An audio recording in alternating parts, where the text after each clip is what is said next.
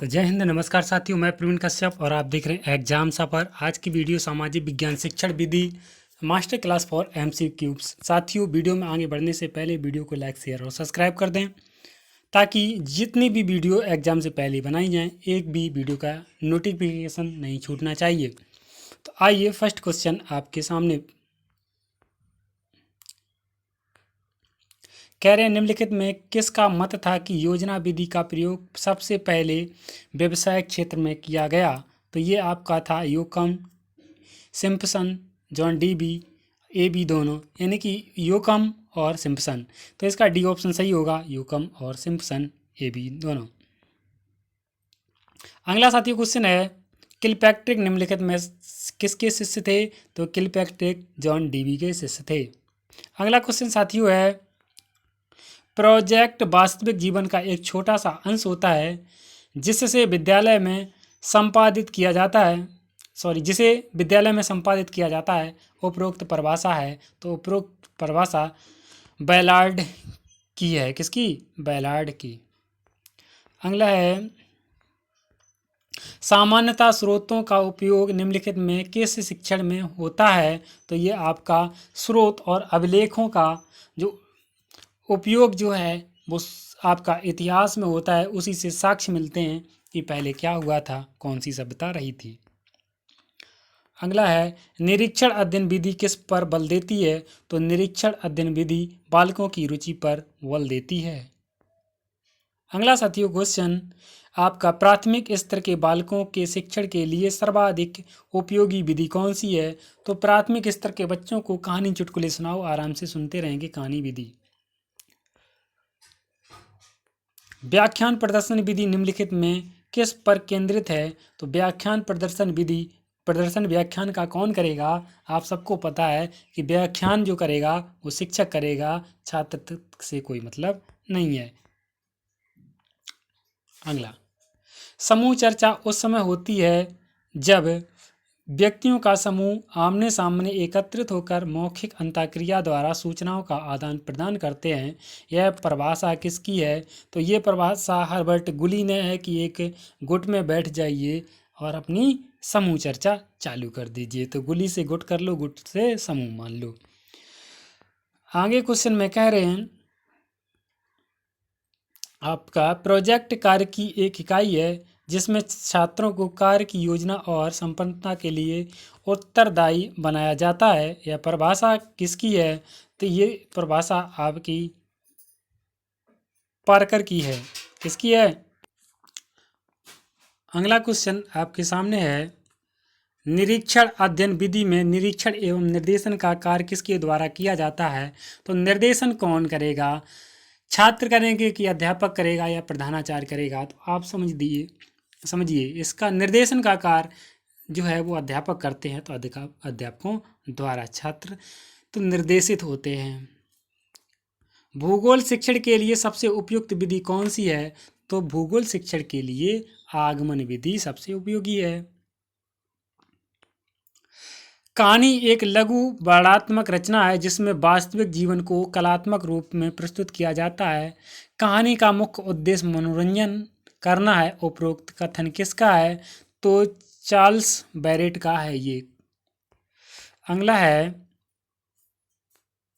व्याख्यान प्रदर्शन विधि किस विषय के लिए अधिक उपयोगी है? तो व्याख्यान प्रदर्शन विधि जो है वो आपकी किस विषय के लिए उपयोगी है? तो साथियों इसका आंसर सही होगा, व्याख्यान प्रदर्शन विधि आपकी विज्ञान के लिए उपयोगी है। अगला है, दार्शनिक विचारधाराओं के प्रयोजनवादी संप्रदाय के फलस्वरूप निम्नलिखित में से किस विधि की उत्पत्ति हुई? तो किस विधि की उत्पत्ति हुई? कमेंट सेक्शन में कितने लोग इसका जवाब दे सकते हैं? आपकी इसमें योजना विधि, प्रोजेक्ट विधि दोनों की हुई, इसलिए हम लोग डी ऑप्शन के साथ चले जाएंगे। अगला साथियों क्वेश्चन है, ज्ञानार्जन क्रिया में निम्नलिखित में किसका बहुत अधिक महत्व होता है? तो आपका ज्ञानार्जन क्रिया में प्रत्यक्ष अनुभव का महत्व होता है। अगला साथियों क्वेश्चन कह रहे हैं, स्रोत विधि छात्रों को निम्नलिखित में क्या करने का प्रशिक्षण प्रदान करती है? तो साथियों कितने लोग इसका भी जवाब दे सकते हैं? तो स्रोत विधि जो है तुलना, विश्लेषण, परीक्षा और उपरोक्त सभी, तो उपरोक्त सभी हो जाएगा। अगला क्वेश्चन साथियों है, समाजीकृत अभिव्यक्ति को सामाजिक वाद विवाद किसने कहा है? तो ये वाइनिंग ने कहा है। किसने कहा है? वाइनिंग ने कहा है। अगला लेसन जो आपका है 7वां, उसको भी इसी में कवर कर रहे हैं। तो आइए फर्स्ट क्वेश्चन आपके सामने है, कक्षा कक्ष निरीक्षण कैसा होना चाहिए? तो कक्षा कक्ष निरीक्षण जो है आपका संवाद मूलक होना चाहिए। कैसा होना चाहिए? संवाद मूलक होना चाहिए। अगला साथियों क्वेश्चन है, नाटक, भ्रमण आदि क्या हैं? तो ये आपके क्रियात्मक साधन हैं। आपका क्रियात्मक साधन। फिर आपसे कह रहे हैं, प्रदर्शन सामग्री में प्रथम महत्व निम्नलिखित में किसका है? तो आपका प्रत्यक्ष वस्तुओं का प्रदर्शन किया जाता है। आगे, निम्नलिखित में शिक्षण सहायक सामग्री क्या है? तो शिक्षण सहायक सामग्री आपकी दृश्य भी होती हैं, श्रव्य भी होती हैं, सारी होती हैं।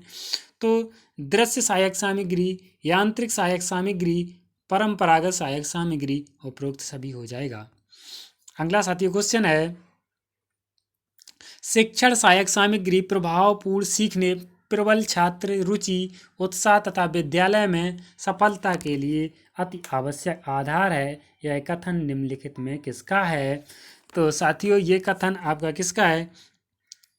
हो सकता है पूरा दिखाई नहीं दे रहा होगा। अब ऑप्शन आपके सामने आ गए होंगे, ब्रिटिश, सोलर, क्रो, ए और बी दोनों, यानी कि ब्रिटिश और सोलर। तो इसका सही आंसर होगा ए और बी दोनों। इस क्वेश्चन को सही से दोबारा रीड कर लेना।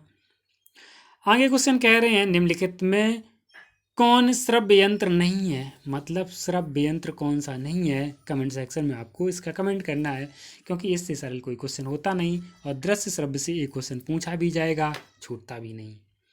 अगला साथी क्वेश्चन है, शिक्षण जगत में रेडियो का प्रारंभ किस शताब्दी के आरंभ में हुआ? तो ये आपका 20वीं शताब्दी से हुआ।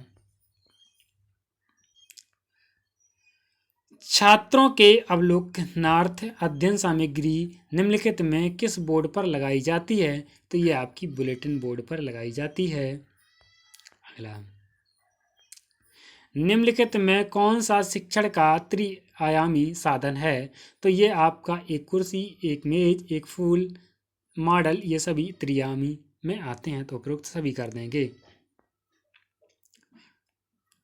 प्रयोजन पद्धति के प्रवर्तक हैं, तो कि प्रयोजन पद्धति के प्रवर्तक आपके किलपैट्रिक हैं। अगला, निम्नलिखित में श्याम पट्ट का प्रयोग किसके लिए होता है? तो श्याम पट्ट का प्रयोग कठिन शब्दों को लिखने के लिए होता है, गृहकार देने के लिए भी होता है, पाठ योजना रूपरेखा लिखने के लिए भी होता है। इसलिए उपरोक्त सभी आंसर हो जाएगा। अगला साथियों क्वेश्चन है, निम्नलिखित में कौन सी परंपरागत सहायक शिक्षण सामग्री है? तो आपकी श्यामपट्ट परंपरागत है। हमारे पहले टीचरों ने श्यामपट्ट पर पढ़ाया और हम लोग भी पढ़ा रहे हैं। पत्र पत्रिका ये भी है। पुस्तकें पुराने जमाने से चल रही हैं, इसलिए उपरोक्त सभी में चले जाएंगे। भ्रमण, प्रदर्शनी और संग्रहालय को निम्नलिखित में किस सहायक शिक्षण सामग्री के अंतर्गत स्वीकार किया जाएगा? तो ये आपका अन्य सहायक सामग्री के अंतर्गत स्वीकार किया जाएगा। आगे है, मॉक वेब पर आधारित दूरस्थ शिक्षा का कैसा कार्यक्रम है? तो ये दूरस्थ शिक्षा जो है वो निःशुल्क है। आइए, आसुरचित साधारण उपकरणों का निम्नलिखित में कौन सा उदाहरण है? तो ये आपके संख्यात्मक चित्र हैं, वो भी हैं, ज्यामिति अध्ययन, ज्यामिति उपकरण वो भी हैं, शंकु वो भी है। इसलिए उपरोक्त सभी आंसर सही हो जाएगा। अगला साथियों क्वेश्चन है, निम्नलिखित शिक्षण कार्य में सहायक सामग्री की आवश्यकता क्यों पड़ती है? शिक्षण को अर्थपूर्ण बनाने के लिए, शिक्षण अधिगम में विविधता लाने के लिए, विषय वस्तु को रोचक एवं प्रभावशाली बनाने के लिए, और उपरोक्त सभी। तो उपरोक्त सभी इसका आंसर हो जाएगा। कह रहे हैं, निम्नलिखित में शिक्षण की प्रगतिवादी शिक्षण पद्धति है, तो कौन सी है? पाठ्य प्रदर्शन है। अगला, निम्नलिखित में कौन सी शिक्षण दृश्य सामग्री है? तो शिक्षण दृश्य सामग्री आपकी ग्रामोफोन से आवाज़ आती है, रेडियो से आवाज़ आती है, टेप रिकॉर्डर में आवाज़ रिकॉर्ड होती है, लेकिन दृश्य सामग्री पूछी गई है तो एटलस वाली जो बुक आती है, मानचित्र वाली आती है, वो आपकी दृश्य सामग्री है। फिल्म दिखाने के बाद उसका आवश्यक सोपान क्या है? तो उसकी विवेचना करना आवश्यक सोपान है। आगे कह रहे हैं ऐतिहासिक खोज के प्रवर्तक हैं, तो ऐतिहासिक खोज के प्रवर्तक ब्रूमर हैं। कौन है? ब्रूमर हैं। अगला साथियों आपका लेसन 8 इसी में सम्मिलित कर रहे हैं। तो क्वेश्चन पूछ रहे थे रोमांस ऑफ रिसर्च निम्नलिखित में किससे संबंधित है? तो एलबी रेडमैन से संबंधित है। अगला क्वेश्चन है साथियों, क्रियात्मक अनुसंधान को कितने भागों में बांटा गया है? तो क्रियात्मक अनुसंधान को 4 भागों में बांटा गया है। अगला है क्रियात्मक अनुसंधान क्या है? तो बाह्य मूल्यांकन और आंतरिक मूल्यांकन, ये दोनों क्रियात्मक अनुसंधान आपके हैं। अगला साथी क्वेश्चन है, क्रियात्मक अनुसंधान के प्रवर्तक निम्नलिखित में कौन है? तो क्रियात्मक अनुसंधान के प्रवर्तक स्टीफन एम कोरे हैं। अगला साथी क्वेश्चन है, क्रियात्मक अनुसंधान को सामाजिक मनोविज्ञान से संबंधित किसने बताया है? तो आपका टर्नलेविन ने बताया है। अगला, क्रियात्मक अनुसंधान के क्षेत्र में निम्नलिखित में किस समस्या का समाधान किया जाता है? तो इसका सही आंसर होगा साथियों उपरोक्त सभी बाल व्यवहार से संबंधित समस्या, परीक्षा से संबंधित समस्याएं और शिक्षण से संबंधित समस्याएं। अगला क्वेश्चन साथियों, एंडरसन ने कितने क्रियात्मक सोपानों का उल्लेख किया है? तो एंडरसन ने 6 क्रियात्मक सोपानों का उल्लेख किया है। अगला साथियों क्वेश्चन है, अनुसंधान किसी समस्या के अच्छे समाधान के लिए क्रमबद्ध तथा विशुद्ध चिंतन एवं विशिष्ट उपकरणों की प्रयोग की एक विधि है। उपरोक्त कथन किसका है? तो सीसी क्रोफोर्ड का है। अगला साथियों क्वेश्चन है, शैक्षिक अनुसंधान कितने प्रकार के होते हैं? तो शैक्षिक अनुसंधान 2 प्रकार के होते हैं। आगे, क्रियात्मक अनुसंधान का मुख्य उद्देश्य है तो व्यवहारिक। कैसा है? मुख्य उद्देश्य व्यवहारिक है। हिंदी शिक्षण में क्रियात्मक अनुसंधान की समस्या है तो कैसी है? शुद्ध लेखन, शुद्ध उच्चारण, वाक्य संरचना, ये सभी समस्याएं हैं, इसलिए उपरोक्त सभी हो जाएगा, यानी कि डी ऑप्शन करेक्ट होगा। अगला क्वेश्चन में कह रहे हैं, क्रियात्मक शोध की रूपरेखा होती है तो क्रियात्मक शोध की रूपरेखा लचीली होती है। आगे क्वेश्चन में कह रहे हैं, क्रियात्मक अनुसंधान को शिक्षा के क्षेत्र में निम्नलिखित में किसने प्रतिष्ठित किया था? तो एम कोरे ने प्रतिष्ठित किया था। क्रियात्मक अनुसंधान निम्नलिखित में किससे संबंधित हैं? तो क्रियात्मक अनुसंधान किससे संबंधित है? साथियों कितने लोग कमेंट सेक्शन में इसका जवाब दे सकते हैं? तो क्रियात्मक अनुसंधान जो है शिक्षक से, विद्यार्थी से, विद्यालय से, यानी कि उपरोक्त सभी से संबंधित है।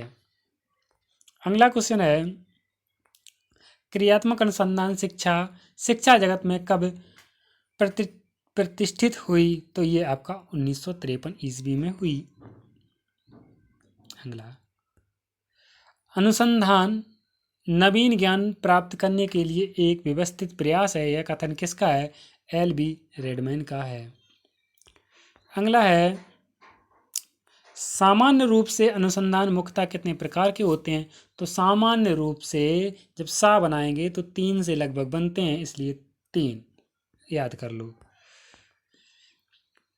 क्रियात्मक अनुसंधान का प्रारंभ निम्न में से किस देश में हुआ था? क्रियात्मक अनुसंधान का आ से अमेरिका, यहाँ से याद कर लो, आ से अमेरिका ऑप्शन भी याद कर लो।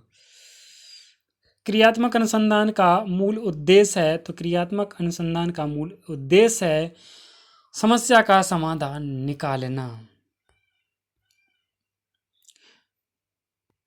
अगला क्वेश्चन साथियों कह रहे हैं, लैटिन भाषा के शब्द कैरिकुलम का अर्थ है, तो कैरिकुलम का अर्थ है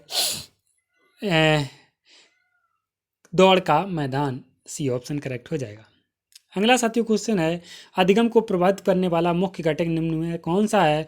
तो अधिगम को प्रभावित करने वाला मुख्य घटक प्रेरणा, परिपक्वता, उचित वातावरण, उपरोक्त सभी हो जाएगा। व्यवहार के कारण व्यवहार में परिवर्तन ही अधिगम है, यह कथन किसका है? तो ये कथन गिलफोर्ड का है। विकासात्मक पाठ्यक्रम किस प्रकार के अधिगम की विशेषता है? तो ये आपके किस प्रकार के पाठ्यक्रम की विशेषता है? कितने लोग इसका कमेंट सेक्शन में जवाब दे सकते हैं? तो जी हाँ, इसका आंसर होगा छात्र केंद्रित। अगला क्वेश्चन साथियों है, पाठ्यक्रम का निर्धारण इस प्रकार से किया जाना चाहिए जिससे वह बालकों को उत्तम आचरण के आदर्शों की प्राप्ति में सहायता कर सके। ये कथन क्रो एंड क्रो का है। डॉट डॉट वह मार्ग है जिस पर चलते हुए विद्यार्थी डॉट डॉट के उद्देश्यों को प्राप्त कर सकता है।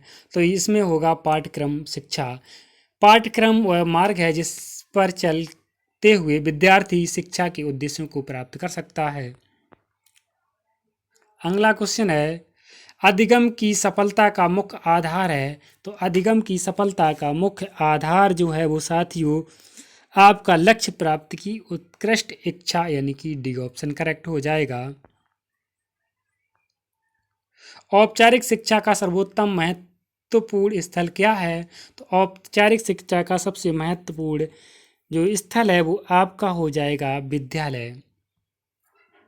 अगला साथियों क्वेश्चन है, सीखने पर केंद्रित शिक्षा कब चलती है? तो सीखने पर केंद्रित शिक्षा आपकी जीवन पर्यंत चलती है। अगला क्वेश्चन है, पाठ्यक्रम विकास की अवधारणा में शामिल नहीं है। तो पाठ्यक्रम विकास की अवधारणा में शामिल अंतर्राष्ट्रीय विचार नहीं है। अगला, शिक्षा के क्षेत्र में पाठ्यक्रम दौड़ का मैदान किसके लिए है? तो ये आपका छात्रों के लिए है। संकुचित अर्थ में पाठ्यक्रम क्या है? तो संकुचित अर्थ में पाठ्यक्रम आपका अध्ययन कोर्स है। आगे एजुकेशन शब्द, एजुकेशन किस भाषा का शब्द है? तो एजुकेशन अंग्रेजी भाषा का शब्द है। पाठ्यक्रम बाधा क्या है? तो पाठ्यक्रम बाधा जो है शिक्षण के लिए पर्याप्त समय न मिलना पाठ्यक्रम की सबसे बड़ी बाधा है। अगला क्वेश्चन है, पाठ्यक्रम का निर्माण कौन करता है? तो पाठ्यक्रम का निर्माण शिक्षा परिषद करता है। अगला क्वेश्चन साथियों, पाठ्यक्रम की प्रकृति है। तो पाठ्यक्रम की प्रकृति जो है औपचारिक अनौपचारिक दोनों प्रकार की होती है, इसलिए सी ऑप्शन के साथ जाएंगे। Thank you for watching. Comment section में कमेंट कीजिए कि आज की वीडियो कैसी लगी।